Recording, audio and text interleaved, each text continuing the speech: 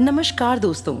सावन का पूरा महीना भगवान शिव को समर्पित है और उनकी पूजा के लिए शुभ होता है। इसलिए श्रावण मास में पड़ने वाले हर व्रत, उपवास और तिथि को शुभ माना गया है। हर महीने के कृष्ण पक्ष की चतुर्दशी पर शिवरात्रि मनाई जाती है, जिसे मासिक शिवरात्रि कहा जाता है। सावन के महीने में पड़ने वाली शिवरात्रि को सावन शिवरात्रि कहा जाता है और इसे अत्यंत शुभ माना जाता है। लिंग पुराण में कहा गया है कि शिवरात्रि के दिन विशेष श्रावण मास में उपवास, रात्रि जागरण और शिवलिंग पर बीलपत्र, जल, दूध आदि अर्पित करने से सौभाग्य, दीर्घायु और मोक्ष की प्राप्ति होती है। इसी पुराण में एक कथा मिलती है जिसमें एक शिकारी द्वारा अनजाने में शिवरात्रि के दिन बीलपत्र चढ़ाने से उसे मोक्ष प्राप्त हुआ। प्राचीन काल की बात है। किसी जंगल में गुरु ध्रुव नाम का एक शिकारी रहता था। वह अपने परिवार का भरण पोषण करने के लिए जंगल में शिकार किया करता था। एक समय शिवरात्रि के दिन जब गुरु ध्रुव शिकार करने के लिए निकला तो पूरे दिन खोजने के बाद भी उसे कोई शिकार नहीं मिला। इस प्रकार दिन भर भूखे प्यासे गुरु ध्रुव का शिवरात्रि का व्रत हो गया। उसके बच्चे, पत्नी और माता पिता को भूखा रहना पड़ेगा।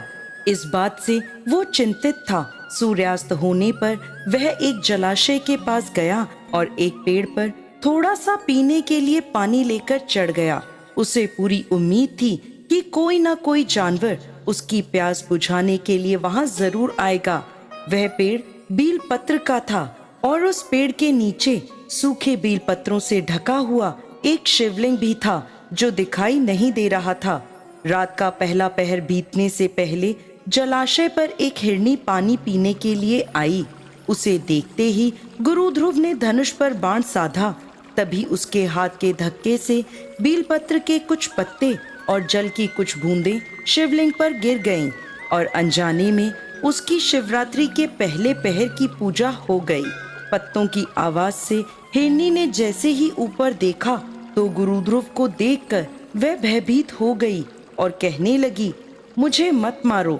वह बोला, मेरा परिवार भूखा है, इसलिए मैं तुम्हें छोड़ नहीं सकता। वो फिर बोली, मेरे छोटे छोटे बच्चे हैं और मेरे वापस लौटने का इंतजार कर रहे हैं। मैं उन्हें अपने पति को सौंपकर वापस आती हूँ। उसके बाद तुम मुझे मार देना। मैं झूठ नहीं बोल रही, तुम मुझ पर विश्वास करो। गुरु ध्रुव बोला, और यदि तुम लौटकर नहीं आई तो? हिरनी बोली, तुम मुझ पर विश्वास करो। यदि मैं लौटकर ना आऊं तो मुझे वह पाप लगे जो विश्वासघाती को लगता है। इस प्रकार हिरनी के कहने पर गुरु ध्रुव ने उसे जाने दिया। थोड़ी ही देर में जलाशय पर एक मोटा ताजा हिरण जल पीने आता है। गुरु ध्रुव ने एक बार फिर अपने धनुष पर बाण चढ़ाया और एक बार फिर उसके हाथ के धक्के से शिवलिंग पर कुछ बीलपत्र के पत्ते और जल की बूंदें चढ़ गईं।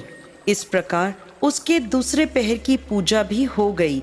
धनुष पर चढ़ा बाण देखकर हिरण बोला, भाई ये तुम क्या कर रहे हो? मुझे कुछ समय दो। मेरी एक पत्नी और 2 छोटे छोटे बच्चे हैं जो मेरा इंतजार कर रहे हैं। मुझे कुछ समय दो, मैं उन्हें धैर्य देकर शीघ्र लौट आऊंगा। गुरु ध्रुव ने हिरण को भी जाने दिया। हिरण वहां से चला गया। जब वह अपने घर पहुंचा तो दोनों हिरण और हिरनी एक दूसरे को अपना अपना वृत्तांत सुनाने लगे और आपस में बात करने लगे। हमें जल्दी ही शिकारी के पास वापस लौटना होगा। तब हिरनी बोली, मैं शिकारी के पास जाऊंगी और आप मेरे बच्चों का ख्याल रखना।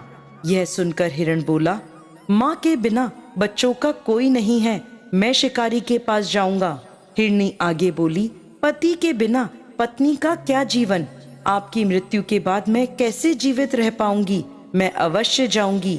अब वह दोनों ही अपने बच्चों को समझा बुझा कर वहां से चल पड़े। दोनों बच्चों ने जैसे ही देखा कि उनके माता पिता शिकारी के पास जा रहे हैं तो वो भी उनके पीछे पीछे चल दिए। इस प्रकार वह सभी शिकारी के पास पहुंचे।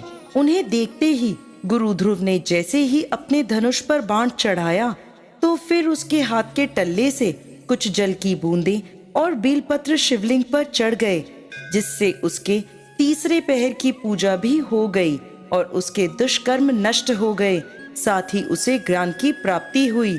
हिरण बोला, हम सभी उपस्थित हैं, आप हमारा वध कर अपने परिवार की भूख मिटा लो। तब भोलेनाथ की कृपा से प्राप्त ज्ञान के द्वारा गुरु ध्रुव बोला, तुम सभी धन्य हो, तुम्हारा जीवन सफल है। जाओ, मैं तुम्हें नहीं मारता, तुम निर्भय होकर यहाँ से चले जाओ।